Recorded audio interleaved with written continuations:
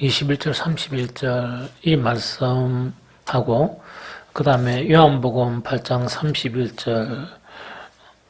31절에서 이제 계속 이어지는 그런 말씀하고는 이제 연결되는 그런 말씀이에요. 그래서 이제 39절에 보면, 30절에 보면 어찌되어 있는 거니까 이 말씀을 하심에 뭐라고요? 많은 사람들이 믿더라 이래 되어 있죠. 그런데 바로 31절 보니까 이 말씀을 하심에 많은 사람들이 믿더라. 그러므로 그럼 이런 믿은 결과가 나타났으므로 이야기죠. 예수께서 자기를 믿은 유대인들에게 이르시되 이래가 연결이 되는 거예요. 좀 이제 그런 부분이에요. 그런데 그러면 연결이 되면서 아주 핵심적인 말씀이 뭐냐? 자기를 믿은 그런 유대인들에게 예수님께서 이제 하신 말씀이 이제 너희가 내 말에 거하면 참으로 내 제자가 되고 진리를 알지니 진리가 너희를 자유케 하리라. 이러다 보니까 이때 믿었던 그 유대인들하고 예수님하고 이 논쟁이 아주 큰 논쟁이 벌어지는 거예요. 벌어지면서 계속 연결되면서 그 뭡니까? 8장까지 이렇게 일어나면서 그 자기를 믿은 그런 유대인들에게 결국은 예수님이 뭐라고 하느냐? 너희 아비가 누구라고요? 아브라함이 아니고 바로 이 마귀다. 이렇게 이제 아주 이제 복잡한 그런 사건이 이렇게 이제 전개가 됩니다. 그러면 오늘 8장 21절에서 그 30절까지 자체가 가장 이제 주 핵심되는 내용이 이제 어떤 내용인가 하니까 그 21절이 가장 이제 핵심되는 내용이죠. 다시 이르시되 내가 가리니 너희가 나를 찾다가 너희 죄 가운데서 죽겠고 내가 가는 곳에는 너희가 오지 못하리라 하는 요 말씀입니다. 그죠? 그럼 유대인들을 향해서 이제 뭐라고 얘기하는 거니까 너희가 막 나를 찾지만은 너희들은 내 가는 곳에 가지 못한다 하는 내 가는 곳은 바로 어떤 곳입니까? 하나님의 나라죠. 하나님의 나라에 가지 못하고 너희들은 너희 죄 가운데 죽게 된다 하는 그 이야기입니다. 그러다 보니까 이 유대인들이 이 말을 의미를 이제 이해를 못하다 보니까 유대인들이 이르되 그가 말하기를 내가 가는 곳에는 너희가 오지 못하리라 하니 그가 자기라는가 이렇게 이제 연결이 됩니다. 그럼 여기서 이제 우리가 이제 생각해야 될 오늘 이제 핵심적인 내용 자체 하나가 뭐냐니까 어쨌든 간에 예수님이 가는 그 천국에 갈 수 있는 자와 예수님이 가는 천국에 갈 수 없는 자를 이제 이야기하면서 오늘의 핵심되는 그 이제 해답 자체를 몇 가지를 이야기하느냐 이 두 가지를 이야기하는데 이 두 가지가 바로 연관된 그런 부분입니다. 23절 이제 다시 읽어보면 이렇다 그죠? 예수께서 같이 읽어봅시다. 시작. 예수께서 이르시되 너희는 아래에서 났고 나는 위에서 났으며 너희는 이 세상에 속하였고 나는 이 세상에 속하지 아니하였나리라. 요래 가지고 그러므로 24절에 내가 너희에게 말하기를 너희가 제 가운데서 죽으리라 하였노라. 너희가 만일 내가 그인 줄 믿지 아니하면 너희가 제 가운데서 죽으리라. 이렇게 이제 계속해서 이제 설명하시죠. 그러면 이제 여기서 이제 한 가지 가장 이제 중요한 부분이 어떤 부분인가 하니까 예수님이 가시는 곳에 함께 있을 수 있는 사람하고 함께 있을 수 없는 사람은 어떻게 구별이 되느냐 하는 그 자체를 이야기한다. 그죠? 그래서 예수님하고 도저히 이렇게 함께 될 수 없는 사람은 유대인들처럼 아무리 자기들이 선민이라고 주장하고 또 하나님의 그런 율법을 가지고 이렇게 막 이렇게 자기 나름대로 이렇게 이제 이 신앙생활을 한다 손 치더라도 어디에서 나지 않으면 위로부터 나지 아니하면 절대로 그 예수 그리스도께서 가시는 그 천국에 가지 못한다 하는 그 자체가 첫 번째 내용이에요. 그럼 두 번째 내용 자체는 뭐냐? 소속의 문제를 이야기해요. 그 소속의 문제는 어떤 문제인가 하니까 너희가 속해 있는 것은 너희 소속은 어디라고요? 이 땅이고 그 다음에 그 예수님은 어디 소속이라고요? 하나님의 나라에 그런 소속이죠. 그래서 두 번째는 소속 문제예요.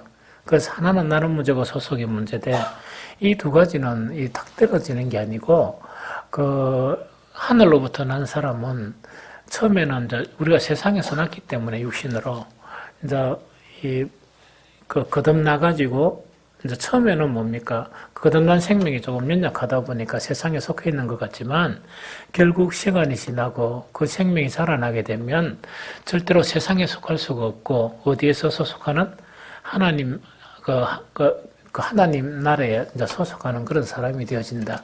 자녀가 되어진다. 그런 내용이다. 그죠? 그래서 저간 이 두 가지 이거를 이야기하지만 이거는 한 가지를 이야기한다. 하나는 뭐냐니까 비록 유대인들이지만 어디에서 났다고요? 이는 세상에서 났다. 이 아래에서 났다 하는 그 이야기고 그 다음에 진짜 그 예수 그리스도와 함께 하늘나라에 가는 사람은 어디에 난다고요? 이 하늘로부터 난자야 한다. 그 이야기죠. 그것이 이게 이제 요한복음의 주제 중에 하나죠.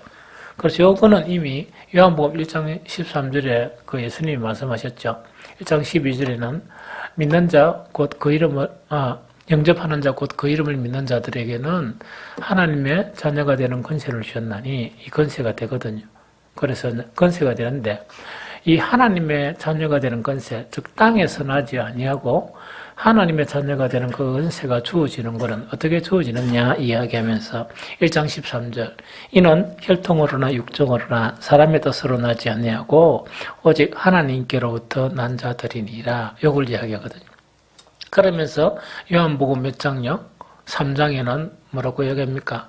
땅에서 난 자지만 하나님을 믿는다 생각하고 선민이라 생각한 대표주자인 누구에게? 니고데모에게 뭐 하지 않으면 사람이 거듭나지 아니하면 하나님의 나라를 볼 수가 없고 물과 성령으로 거듭나지 아니하면 하나님의 나라에 갈 수가 없다. 이렇게 이제 계속 연결되어 가르치는 거예요. 그래서 결국은 8장의 이제 논쟁 중에 하나가 이 부분이다 하는 그 이야기입니다. 그러면 이제 오늘은 좀 생각해보고자 하는 것을 한 가지만 좀 깊이 있게 생각하려고 합니다. 우리, 천국에 속한 그 그리스도인들이 어디에서 나야 돼요? 하늘에서 나야 되고, 또 거듭나야 되죠. 거듭난다는 것은 우리 사람이 할 수 있는 영역입니까? 하나님만이 할 수 있는 영역입니까? 하나님만이 할 수 있는 영역이다, 그죠? 그러면은, 사람이 아무리 노력해도 됩니까? 안 됩니까? 그럼 이렇게 되면 그 신앙이 올바로 되겠습니까? 안 되겠습니까? 아니, 전부 다 하나님이 다 해버리면 우리가 할 게 없으면 가만히 있으면 되잖아요. 그죠? 가만히 있으면 된다, 이거죠? 그래서 이제 이 문제가 항상 신앙에서 참 이게 이제 이 문제 중에 그 하나인 그 부분을 이야기하거든요. 이 찬웅이가 군대 가기 전에 물었어요. 뭘 물는 거니까, 물으면 시간이 없어서 뭐 서로 이야기는 별로 못하고, 조금 혼란스러웠던가 봐요. 어디 갔던가 뭐 이래가지고, 이 목사님 장로교의 그런 문제 자체가 예정론이란 분이 있는데, 이 머리가 좀 헷갈린다. 뭐 이런 투의 그런 이야기였어요. 그래서 뭐라더라, 칼빈주의가 먹고, 어디서 들었는가 봐. 칼빈주의가 먹고, 또 장로교는 먹고, 이러면서, 칼빈주의하고 장로교하고, 그럼 예정론 자체하고, 이 문제를 갖다가 무엇이 어쩌고 이렇게 묻는데, 그러니까 뭔가 어떤 부정적인 그런 관점에서 이야기를 들었는가 봐요.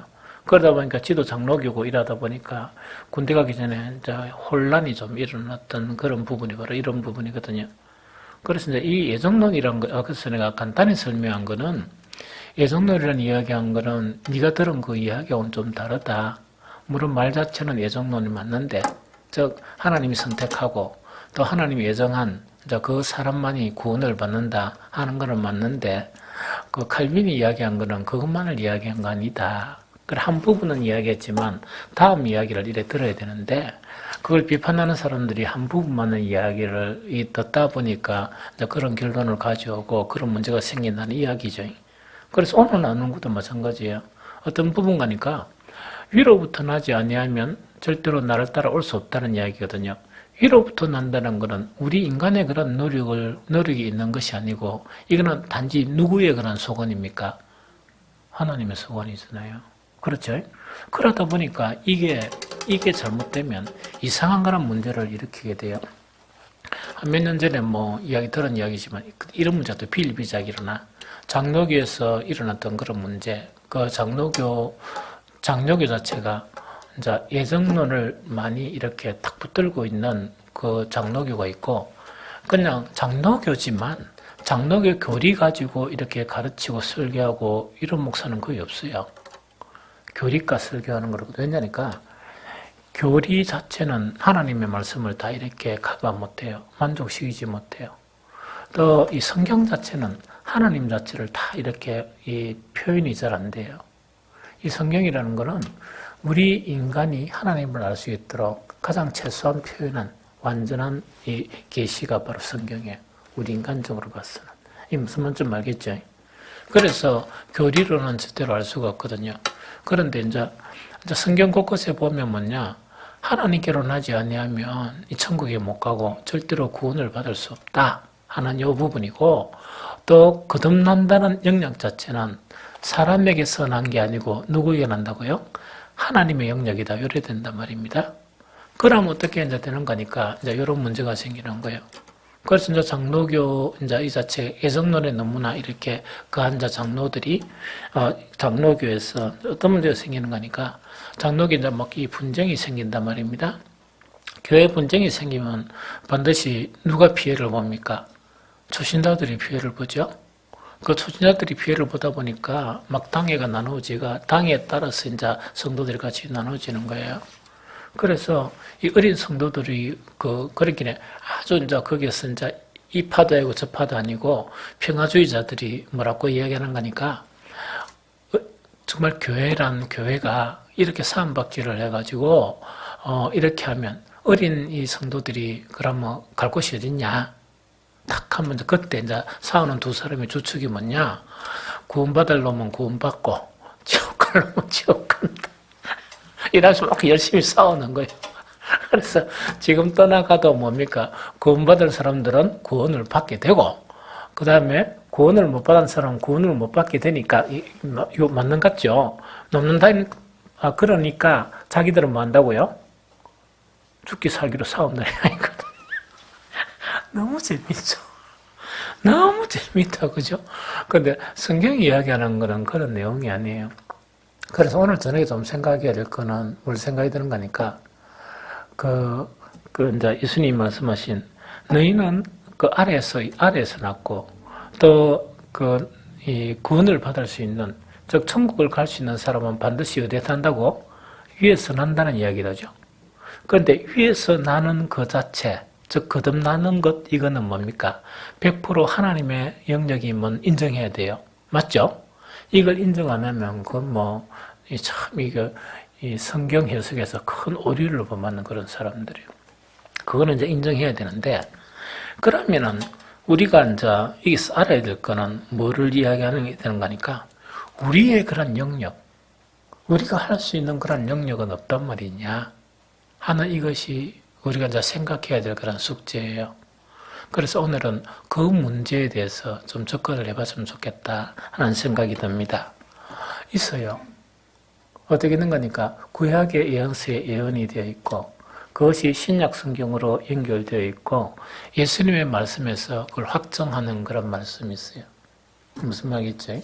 오늘은 그걸 가지고 이렇게 이제 좀 생각해 보면서 여러분들이 찬욱이처럼 그런 혼란에 빠지지 않도록 그렇게 했으면 좋겠다는 생각이 듭니다. 제일 먼저 뭐냐니까 이사야서에는 우리에게 아주 좋은 교훈을 주고 있어요. 특히 이사야서 자체는 40장부터 그 밖에는 뭐냐, 그 예언서인데 아주 예언 자체가 세련되고 정제된 정말 쉽게 이야기하면 화려한 궁중에서 쓰는 그런 예언이 있다고 그죠? 그런 내용들이 상당히 많이 이렇게 수록되어 있습니다. 그런데 제가 그 예언서 중에서 가장 많이 인용하는 것이 이사야서 55장이에요. 이사야서 55장 계속 인용을 하죠. 오늘은 이사야서 55장 2절 하반절부터 3절까지 한번 봅니다.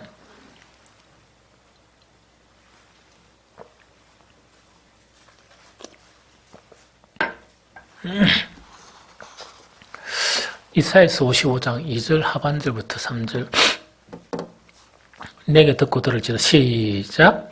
내게 듣고 들을지어다. 그리하면 너희가 좋은 것을 먹을 것이며 너희 자신이 기름진 것으로 즐거움을 얻으리라. 너희는 귀를 기울이고 내게 나와 들으라. 그리하면 너희 영혼이 살리라. 내가 너희를 위하여 영원한 언약을 맺으리니 곧 다윗에게 확실한 은혜니라. 요 이야기다, 그죠? 그 다음에 그 앞에 있는 거, 너희가 뭐라고요? 그 양식 아닌 것을 위하여 뭐 은을 달아주고, 그 다음에 배부르지 못한 것을 위해서 뭐 하는 거? 수고하는 것. 이거는 뭐냐? 누구를 향한 이야기입니까? 땅에서 난 자들을 향한 이야기예요. 그런데 이서 땅에서 났다 그래가 이방인들을 이야기하는 게 아니고, 그 지금 예수님이 이야기한 그 유대인들이 하나님을 믿으면서 어디에 소속돼 있단 말입니까? 땅에 소속돼 있는 거야. 하나님의 선민이라 그러면서 땅에 소속돼 있는 거야. 이 땅에 소속돼 있다 보니까 뭔가를 막 이렇게 분주하게 막 일을 하고 분주하게 막 뭔가를 노력하더라도 그거는 양식이 아니고 또 정말 영적으로 배부르게 하지 못하는 그런 결과밖에 못 가져오는 거예요. 그런 사람들에게 이사야를 통해서 하나님께서 말씀하신 내용 자체가 하나가 뭐냐? 너희가 뭐 하기만 하면 내게 듣게 되면 이야기다, 그죠? 너희가 내게 나와서 내게 듣게 되면 너희가 무엇을 먹는다? 좋은 것을 먹을 것이며 너희 자신이 뭐라고요? 기름진 것으로 즐거움을 얻으리라. 그러면서 또 먼저 3절에 너희는 귀를 기울이고 내게 나와 들으라. 그리하면 너희의 무엇이 살리라? 그러면서 너희를 위하여 영원한 언약을 이 영원한 언약이에요. 이게 무슨 말인지 알겠죠? 그런데 항상 성경을 보면서 우리가 이제 좀 이렇게 이해해야 될 거는 여기서 너희는 내게와 듣고 들을지어다 하면 이거를 이야기하는 거 아니에요. 그 설교 시간마다 예배 시간마다 설교를 경청하는 그것만을 이야기하는 게 아니고 그것을 그렇게 경청하면서도 뭐라고? 순종한다는 그 의미입니다. 이게 무슨 말이겠죠? 다시 이야기하면 뭐냐? 듣고 듣는다는 것은 설교를 경청하고 뭐 잊어버리고 그다음에 문 밖에 나가서는 뭡니까? 그 설교를 경청한 것하고 이 생활한 것하고 이원화가 되어버리잖아요. 이게 세상에 속한 사람이에요. 그러면은 그 하늘에 속한 사람의 특징은 어떤 거냐니까 이게 이 계란이 먼저인지 닭이 먼저인지 이렇게 우리가 알 수 없는 그런 부분이에요. 그럼 이거는 뭐냐? 듣고 듣는다는 것은 뭐가 있어야 듣고 듣습니까?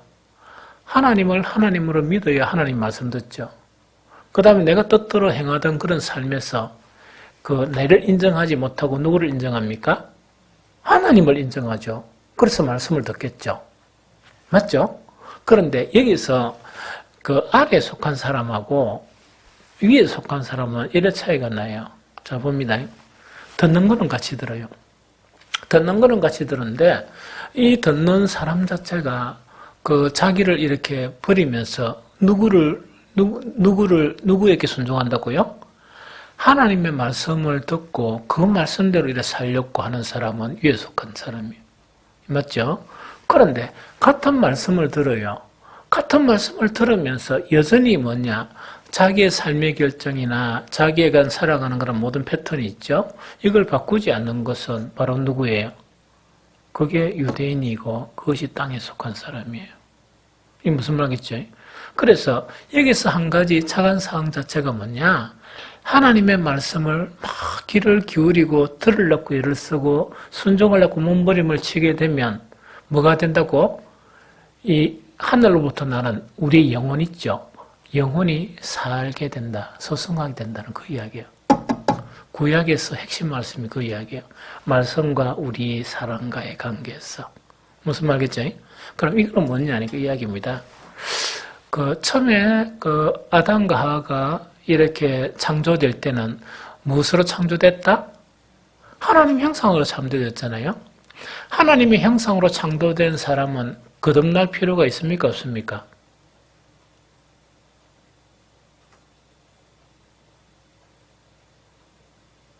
명수 권사 거듭날 필요가 있어요? 하나님의 형상으로 창조된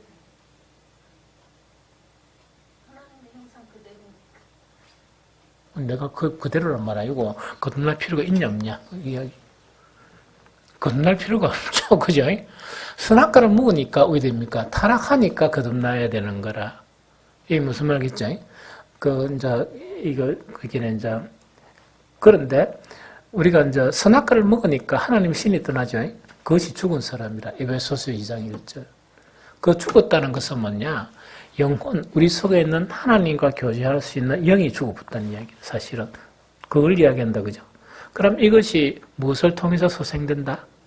복음의 말씀을 들으면서 믿음이 가장 중요해. 하나님을 하나님으로 믿고 사탄을 믿지 않고 내 자신을 신뢰하지 않고 하나님을 하나님으로 믿으니까 그 하나님의 말씀을 따르겠습니까? 안 따르겠습니까? 따르죠. 그러다 보니까 이것이 우리의 영혼이 소생된다 이야기입니다.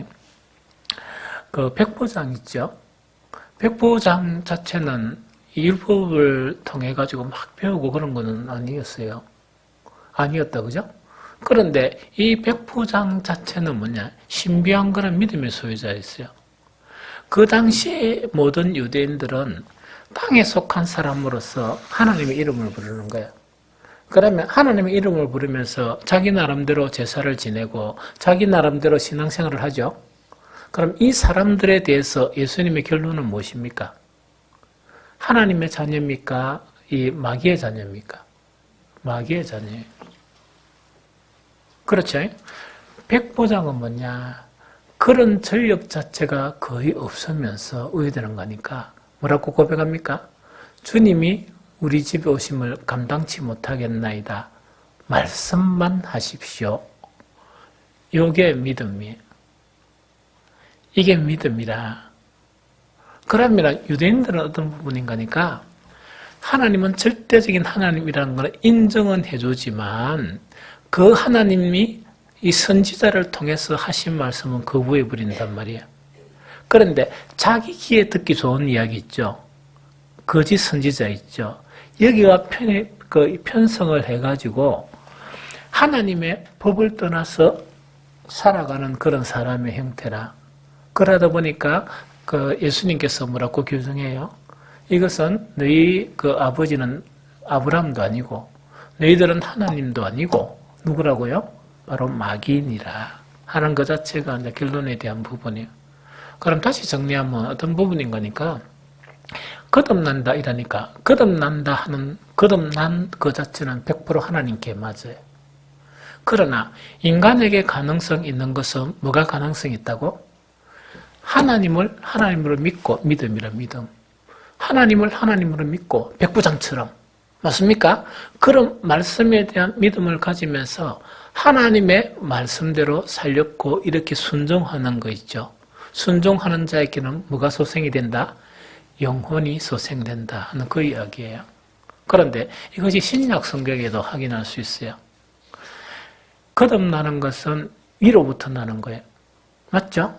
그러나 거듭나는 것은 위로부터 나는데 사람에게 가능성 있는 부분을 베드로는 이렇게 이야기해요. 베드로전서 1장 23절. 이건 잘 알죠? 한번 찾아보세요.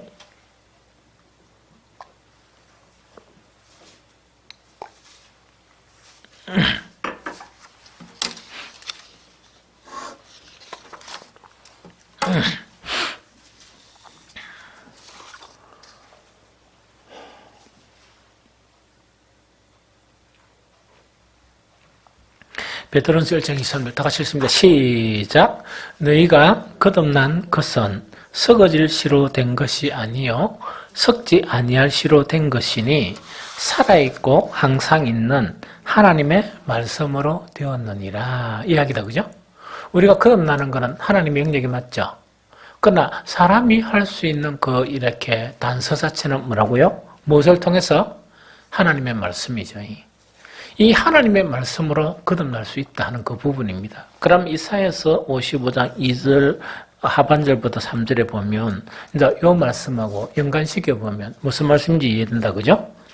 내게 듣고 들을지어다. 그래야면 너희가 좋은 것을 먹을 것이며 너희 자신들이 기름진 것으로 즐거움을 얻으리라. 너희는 귀를 기울이고 내게 나와 들으라. 그리하면 너희 영혼이 살리라. 내가 너희를 위하여 영원한 언약을 맺으리니 곧 다윗에게 허락한 확실한 은혜니라. 이것을 갖다가 신약에서 실제 체험한 것이 뭡니까? 그 복음을 통해서 그 복음대로 살다 보니까 뭐가 돼요? 하나님의 놀란 강권적인 역사로서 거듭나는 일이 생기거든. 그럼 베드로는 이걸 딱 보니까 무엇이 우리를 거듭나겠다? 하나님의 강권적인 역사지만 우리는 무엇을 통해서? 말씀을 통해서 거듭나게 되구나 하는 것 자체의 선언이 베드로전서 1장 23절이에요. 그렇게 이해하면 되겠다, 그죠? 그런데 사실은 신약 성경에 찾아보면 예수님의 말씀에 이미 이게 확인이 되어 있어요. 그것이 어디 나옵니까? 산산수훈이에요. 산산수훈의 5장에서 가장 핵심적인 내용은 뭡니까? 복 있는 사람이에요. 복 있는 사람. 이 복 있는 사람에 대한 8가지는 무엇에 해당되는입니까? 복 있는 사람 8가지는 무엇에 해당되겠어요? 이거는 이렇게 좀 생각해 보면 좋을 것 같아. 복 있는 사람의 8가지 그 자체는 그 에스겔서에서 그 하나님의 말씀이 우리 마음에 새겨지는 과정이 있죠. 가정을 설명하면서 에스겔서나 에르미야서에서 이 강조하는 것은 뭡니까? 먼저 무엇이 치유가 됩니까? 먼저 마음을 하나님이 부드럽게 하세요. 단단한 마음이 아니고 그 마음을 이제 하나님의 신을 보내주셔서 우리의 마음을 부드럽게 하는 거예요. 부드럽게 하면서 말씀이 어디에 새겨진다? 우리의 신비에 새겨지는 이런 역사가 나타나요. 그래서 말씀하고 연관되죠. 이러다 보니까 진짜 뭐냐니까 우리는 하나님의 그런 사람으로 이렇게 하나님의 자녀로 바뀌게 되는 거예요. 좀 이해가 되겠습니까? 그래서 이제 아주 중요한 그런 부분인데 마태복음 5장, 산산수훈의 5장에서 이제 이 팔복에 대한 부분은 사람을 이야기해요. 복 있는 사람은 이런 사람으로 바뀌는 거. 그렇죠? 그 복 있는 사람 자체가 복이 막 이래 떨어지는 사람이 아니고 뭐가 바뀌어서 갑니까? 그렇게 가난한 심령, 그 다음에 애통하는 심령, 온유한 그런 심령, 청결한 그런 마음, 이 마음이 바뀌어 나가는 거예요. 이해되죠? 그래서 마음을 부드럽게 하죠. 그러면서 예수님은 핵심적인 내용을 가르치면서 마태복음 7장에는 결론적으로 말씀하세요. 그럼 마음이 이렇게 깨끗하게 치료된 사람에게서 자, 어떤 현상이 일어나는가? 마태복음 7장 21절 한번 볼까요? 7장 21절.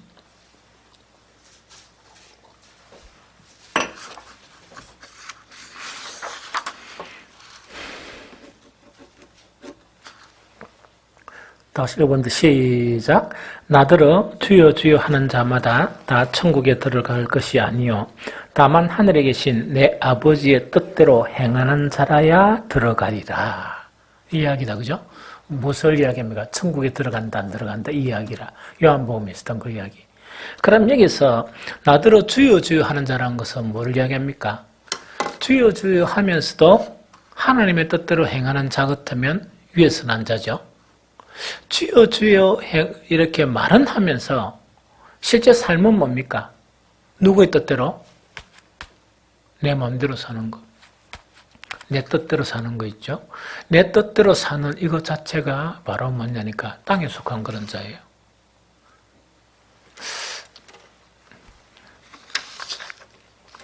뒤심각한 이야기다, 그죠? 좀 뒤심각한 이야기입니다. 그렇게 한 번씩 이래 뭡니까? 사람들이 가끔 찾아와서 상담도 하고 또 대화도 나누고 그러다 보니까 목사님들하고도 연관되고 이런 경우가 좀 있거든요. 한 번씩 이야기를 들으면서 좀 불편한 부분들이 많아요. 그 불편한 부분들이 뭐냐니까 사역을 어떻게 하고 어떤 신앙을 가지고 그런 게 문제가 아니고 내가 하나님이 필요하거든요. 맞죠? 내가 교회가 필요하잖아. 예수님의 몸 안에 내가 들어가서 그게 이제 그러다 그 예수님의 몸 된 교회가 누가 필요해요? 내가 필요하죠. 한번 이야기를 가만히 들어보면 자기가 교회에 필요하고 자기가 하나님께 필요한 그렇게 한 번씩 이야기하는데 내가 듣기는 그래 듣기는데 그걸 모르고 이야기해요. 그러다 보니까 이거 뭐시 조금 혼란스럽고 이제 그럴 때가 참 많습니다. 그래 한 번씩 와서 이제 이야기를 이렇게 듣다 보면 이제 그런 이야기예요. 그래서 뭐라할 수도 없고 이건 저럴 수도 없고 있다입니까? 교회는 우리 교회보다 더 큰데 그러면 이럴 수도 없고 저럴 수도 없고 참 난감한 그런 부분이 참 많아요. 그래 마음이 좀 불편해지는 거. 참 뭔가 좀 슬프다. 뭔가 좀 슬프다 하는 그런 거 있죠. 그래서 그 모든 주도권 자체가 하나님의 구원을 이끌어 나가는 게 아니고 자기한테 주도권이 생기는 거예요. 그리고 이런 유형이 유대인들의 그런 유형이에요. 이거는 뭐냐니까 일들이 상당히 많거든요. 그 예루살렘 성전이 지어졌죠? 얼마나 화려합니까? 그 성전 안에 조직이나 화려한 그런 배경들, 그렇죠? 많죠? 든든합니까? 안 든든합니까? 든든하죠? 하나님보다 그게 이제 그거라. 이게 세상이에요. 그래 이걸 구분할 줄 알아야 되는데 이걸 구분할 줄 모르면 그게 크게 만들고 이런 것이 오류를 범할 수 있어요. 좀 이해가 되죠? 그래서 그 나더러 주여 주여 한다는 것은 여러 가지 일들이 참 많아요. 그런 일들이 있는데 주여 주여 하면서 세운 그런 일들이 너무너무 화려하고 너무 많은데 뭐가 나타난다고? 하나님의 뜻대로 행해나가는 그 일이 상실되어 버린 거예요. 그러면 모든 것을 잃은 거나 마찬가지예요. 그럼 예수님이 딱 결론은 뭐냐? 그 예루살렘 성전이나 그 성전에 속한 법정이나 모든 게 다 있죠? 모든 게 다 있는 그것 자체가 돌 위에 돌 하나도 남기지 않고 무너져야 되는 그런 형태가 가져오는 것이 바로 이 말씀이에요. 나더러 주여 주여 하는 자마다 다 천국에 들어갈 것이 아니요 다만 하늘에 계신 내 아버지 뜻대로 행하는 자라야 들어가리라. 그러면서 결론적으로 딱 말씀하신 것이 마태복음 7장 24절 25절이에요. 같이 읽어봅니다. 시작. 그러므로 누구든지 나의 이 말을 듣고 행하는 자마다 그 집을 반석 위에 지은 지혜로운 사람 같으리니 비가 내리고 창수가 나고 바람이 불어 그 집에 부러치되 무너지지 아니하느니 이는 주추를 반석 위에 놓은 까닭이라. 그래서 이제 아까 이야기했던 그 말씀 인용했던 이사야 55장 베드로전서 1장 23절 이 자체는 무엇이 논다? 예수님의 말씀 산산수훈에서 결론적으로 하는 그런 말씀 속에서 그 해답이 나옵니다. 뭐라고? 나의 이 말을 듣고 아까 듣기만 듣는 거 아니라겠죠? 듣고 행하는 이 사람은 누구로부터 난 자들이라? 하늘로부터 난 자들이요. 그런데 반대 방향으로 하늘로부터 나지 않고는 예수님의 말씀을 들을 수는 있지만 행할 수는 없습니다. 행할 능력이 없어요. 그래 이게 아까 계란이 먼저냐? 계란하고 달걀을 같은 거죠. 계란이 먼저냐, 닭이 먼저냐 하는 그와 같은 관계가 있지만 거듭난 것은 전적으로 하늘의 소관이지만 우리 사람이 할 수 있는 부분이 뭐라고요? 듣고 행하는 이 것 자체가 바로 하나님의 거듭남과 함께 있다 하는 그거를 이야기합니다. 좀 이해가 되죠? 그래서 이것을 확실히 알아야 이제 찬욱이 이야기했던 그런 오류에 빠지지 않아요. 찬욱이가 혼란에 빠졌다는 게 아니고 그렇게 이제 생각하고 신앙생활하는 사람들이 많아요. 특히 장로교 출신들이 그래 많아요. 그래 장로교 출신들이 보면 다른 복음주의나 이런 사람들이 보기에는 아주 뭐라 하더라. 내가 그때 한번 들어봤는데 학소리 기분 나쁜 이야기 들었어요. 꼰대 뭐라 하더라. 그거 있잖아요. 뭔가 막 이래 있긴 있는데 아닌 거 있다입니까? 자, 그렇게 비판하는 사람들이 참 많아요. 왜 그러냐니까 아까 이따 애정론 있죠. 그 애정론을 붙들고 칼빈이 그렇게 이야기하는 그걸 갖다 붙들고 있답니까? 나는 영접했고 나는 구원이 있고 없는 게지만 그걸 주장하는 거예요. 그것만을 주장하다 보니까 난 하늘로부터 거듭났는데 누가 나를 빼들어가 이런 거 있죠. 그래서 빡빡하게 사고 하는 거 있다 아닙니까? 뭐 이렇게 이제 그 유대인들처럼 그렇게 이제 이 빠져들어가기 쉬운 게 바로 하늘로부터 난다는 그 개념 자체를 우리가 온전하게 이해하지 못하면 그런 오류에 빠질 수가 있다는 그 이야기입니다. 한 가지 말씀만 더 이렇게 8장 28절 한번 읽어보세요. 8장 28절. 이건 설명만 간단히 하고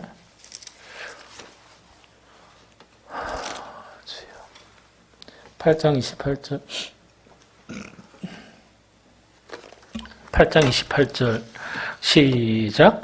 이에 예수께서 이르시되 너희가 인자를 든 후에 내가 그인 줄 알고 또 내가 스스로 아무것도 하지 아니하고 오직 아버지께서 가르치신 대로 이런 것들을 말하는 줄로 알리라. 이건 다 사실은 연관되지만은 그래도 이 말씀만 좀 딱 떼놓고 이렇게 이야기하면 이에 예수께서 이르시되 너희가 뭐한 후에 인자를 든 후에 여기서 인자를 든 후에란 것은 뭘 의미할까요? 뭐라고요? 예, 맞습니다. 그 십자가를 이야기합니다. 잘못되면 이제 성천이라는 건데 여기서 하나님이 끌어올라가셨다면 성천이 맞죠? 너희가 인자를 든 후에 누가 했단 말입니까? 사람이 했다는 이야기다, 그죠? 너가 했다는 그 이야기 아닙니까? 그래서 이제 이거는 이제 그거를 이야기합니다. 그래서 인자가 든 후라는 거는 요한복음에 이미 나와 있죠. 요한복음 3장 14절 15절에 보면 모세가 광야에 뱀을 든 것 같이 인자도 들려야 하리니 이는 뭐 때문이다? 이는 그를 믿는 자마다 영생을 얻게 하려고 어디에 달린다? 나도 너희들이 들여 올려 십자가에 달린다는 그거 지금 이야기하는 거예요. 이게 무슨 말인지 좀 알겠죠? 그러면 십자가 사건 후에 알게 되는 두 가지 사실이 뭡니까? 십자가에 이제 들린 후에 그 28절 사실을 보면 알게 되는 두 가지 사실이 뭐죠? 응? 뭐라고요?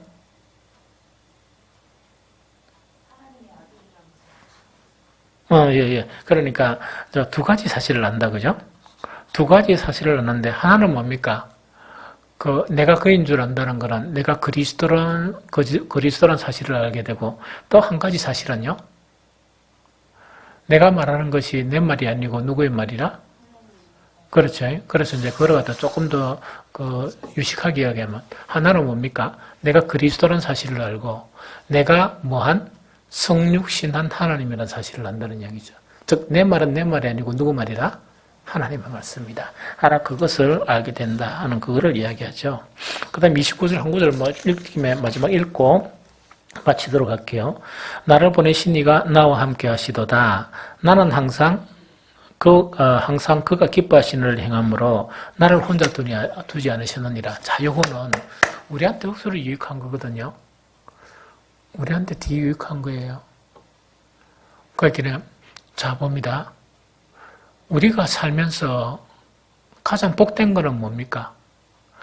내가 군대에 있을 때나 여기 있을 때나 저기 있을 때 늘 하나님이 혼자 안 버려두고 늘 하나님이 함께 하시는 것이 가장 이거죠. 그렇죠?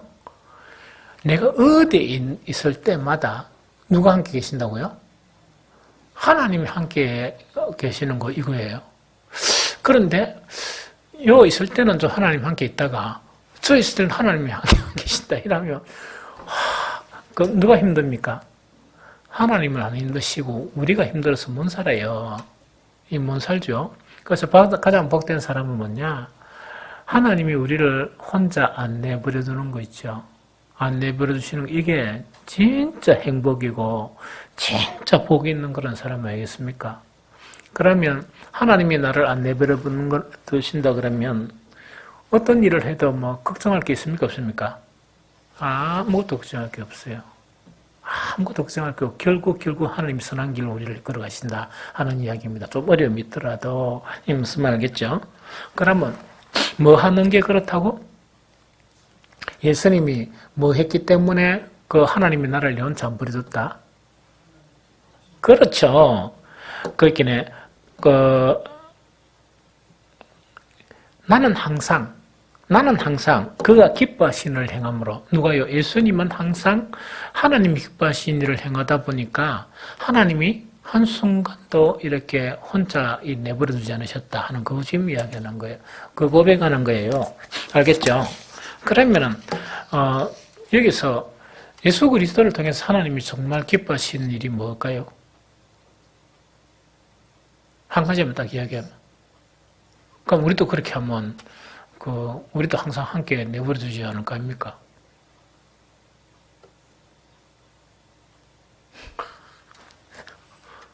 그게 뭘까요?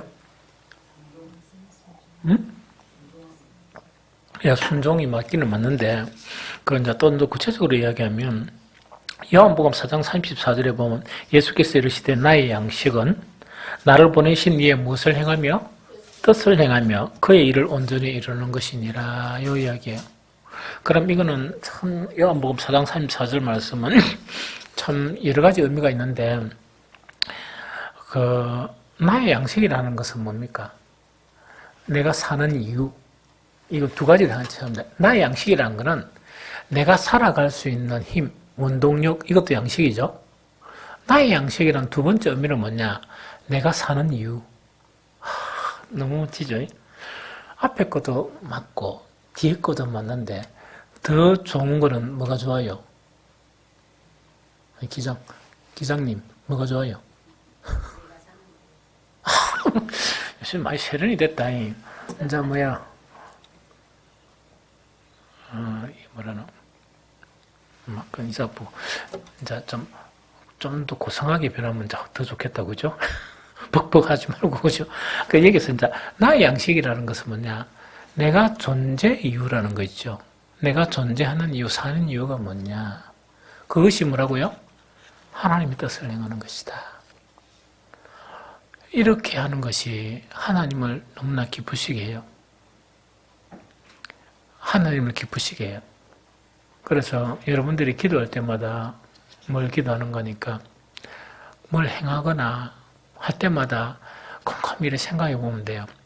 생각하면서 기도하면서 주님, 늘 이야기했죠. 기도하면 주님의 빛과 주님의 진리를 나에게 보내주셔서 나의 길잡이가 되게 해주십시오.